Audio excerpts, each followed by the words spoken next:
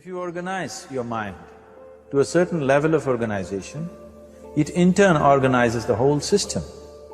Your body, your emotion, your energies, everything gets organized in that direction. Once all these four dimensions of you, your physical body, your mind, your emotion and the fundamental life energies are organized in one direction, once you're like this, anything that you wish happens without even lifting a little finger actually. It would help to assist it with activity, but even without doing any activity, you can still manifest what you want if you organize these four dimensions in one direction and keep it unwavering in that direction for a certain period of time. Right now the problem with your mind is, every moment it is changing its direction. It is like you want to travel somewhere and every 2 steps if you keep changing your direction, the question of you reaching the destination is very remote unless it happens by chance. So, organizing our minds and in turn organizing the whole system and these 4 basic dimensions of who you are right now in one direction, if you do this, you are a kalpavruksha yourself. Anything that you wish will happen. But right now, if you look at your lives, everything that you have wished for till now, if it happens, you have finished. Everything and everybody that you have desired for, if all of that lands up in your house today, could you live with that?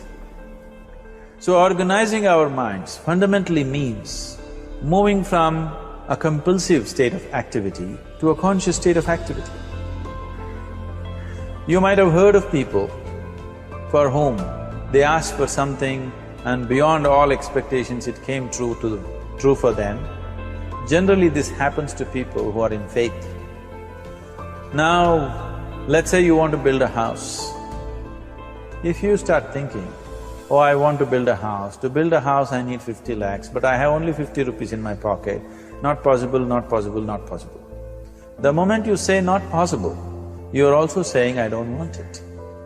So on one level, you're creating a desire that you want something, on another level, you're saying, I don't want it.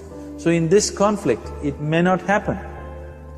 If you want life to happen the way you want it, because right now, the very crux of your happiness and your well-being is this. If at all if you're unhappy, the only and only reason why you're unhappy is, life is not happening the way you think it should happen. That's all it is. So if life is not happening the way you think it should happen, you're unhappy. If life happens the way you think it should happen, you are happy. It's as simple as that.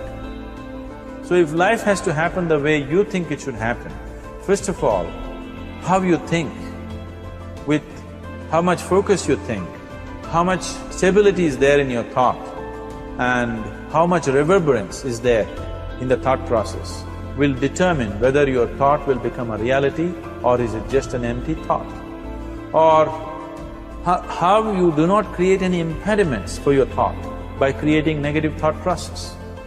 Is something possible or not possible? Is destroying humanity.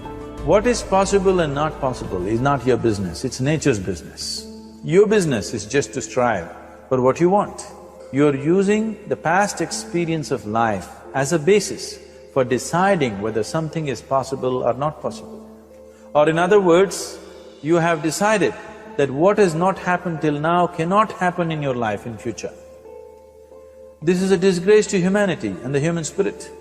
What has not happened till now on this planet can happen tomorrow. Human beings are capable of making it happen tomorrow. So what is possible and what is not possible is not your business. That is nature's business. Nature will decide that. You just see what is it that you really want and strive for that. And if your thought is created in a powerful way, without any negativity, without any negative thoughts bringing down the intensity of the thought process, it will definitely manifest. The whole existence today, modern science is proving, is just a reverberation of energy. It is a vibration. Similarly, your thought is also a vibration. If you generate a powerful thought and let it out, it will always manifest itself. So generally, people are using faith as a means to remove the negative thought. Today, once you have become thinking human beings, your faith is not too deep. It doesn't matter how much faith you think you have, somewhere doubts always crop up. Right now, the way your minds are made, this moment, if God appears right here,